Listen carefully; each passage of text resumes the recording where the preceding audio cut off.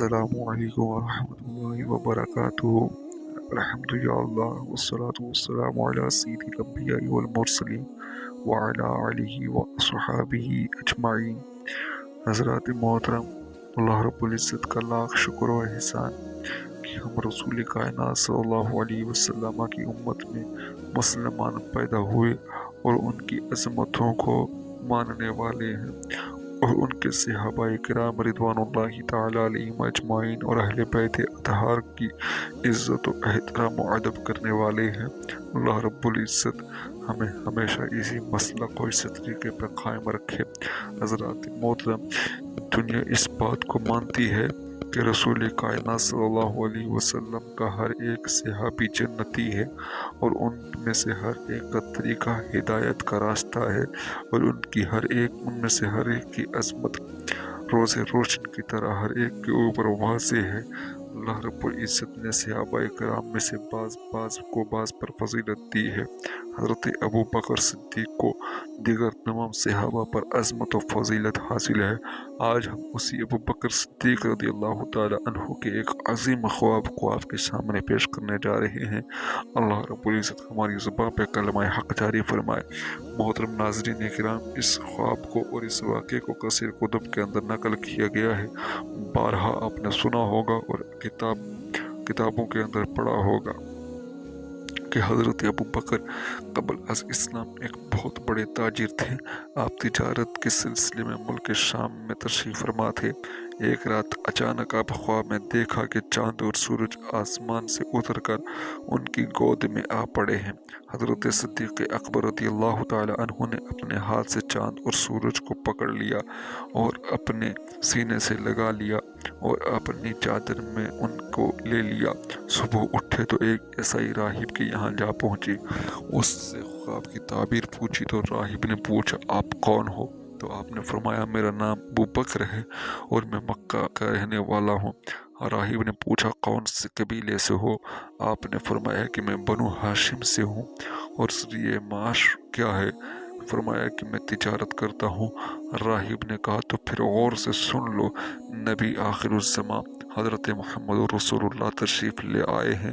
وہ بھی اسی قبیلہ بنو ہاشم سے ہیں اور وہ آخری نبی ہیں، اور اگر وہ نہ ہوتے تو خدا تبارک و تعالی زمین و آسمان کو پیدا نہ فرماتا، نہ کسی نبی کو پیدا فرماتا، اور اولین و آخرین کے وہ سردار ہیں۔ اگر وہ نہ ہوتے تو کائنات کی کوئی شے نہ ہوتی۔ یہ آسمان جو بلندی پہ دکھائی دیتا ہے، یہ آسمان نہ ہوتا۔ یہ زمین جو کثیر تعداد میں پھیلی ہوئی نظر آتی ہے، یہ زمین نہ ہوتی۔ اس زمین کے اوپر یہ رونقیں، یہ بہاریں، یہ فضائیں اور یہ ہوائیں جو نظر آ رہی ہیں، یہ ہمیں نظر نہ آتی، بلکہ یوں کہہ لیجیے کہ کائنات وجود میں ہی نہ آتی۔ اے ابو بکر، تم ان کے دین میں شامل ہوگے اور اس کے وزیر اور اس کے بعد ان کے خلیفہ بنو گے۔ یہ ہے تمہارے خواب کی تعبیر۔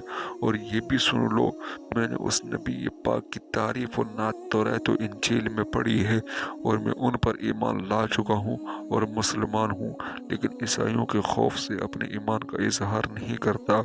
حضرت ابو بکر صدیق رضی اللہ تعالی عنہ نے جب اپنے خواب کی یہ تعبیر سنی تو عشق رسول کا جذبہ بیدار ہوا، اور آپ فوراً مکہ معظمہ میں واپس آئے اور حضور کی تلاش کر کے بارگاہ رسالت میں حاضر ہوئے اور دیدار پر انوار سے اپنی آنکھوں کو ٹھنڈا کیا۔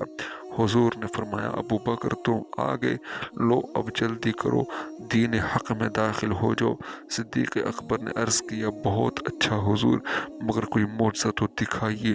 حضور نے فرمایا، وہ خواب جو شام میں دیکھ کر آئے ہو، اس کی تعبیر جو اس راہب سے سن کر آئے ہو، میرا ہی تو معجزہ ہے۔ صدیق اکبر نے یہ سن کر کہا، صدقت یا رسول اللہ، انا اشہد انک رسول اللہ۔ سچ فرمایا اے اللہ کے رسول، آپ نے، اور میں گواہی دیتا ہوں کہ آپ واقعی اللہ کے سچے رسول ہیں۔ حضرات محترم، اس واقعے کو جامع المعجزات کے صفحہ نمبر 4 کے اوپر نقل کیا گیا، اور دیگر کثیر تعداد میں سیرت نگاروں نے اس واقعے کو نقل کیا ہے۔ اس واقعے سے یہ بات واضح ہو گئی کہ حضرت ابو بکر صدیق رضی اللہ تعالی عنہ رسول کائنات صلی اللہ علیہ وسلم کے وزیر اور خلیفہ برحق ہیں، اور ہمارے حضور سید عالم صلی اللہ علیہ وسلم سے کوئی بات چھپی ہوئی نہیں ہے۔ آپ دانائے غیوب ہیں، اور یہ بھی معلوم ہوتا ہے کہ تمام مخلوق ہمارے حضور ہی کے صدقے میں پیدا کی گئی۔ اگر نہ حضور نہ ہوتے تو کچھ نہ ہوتا۔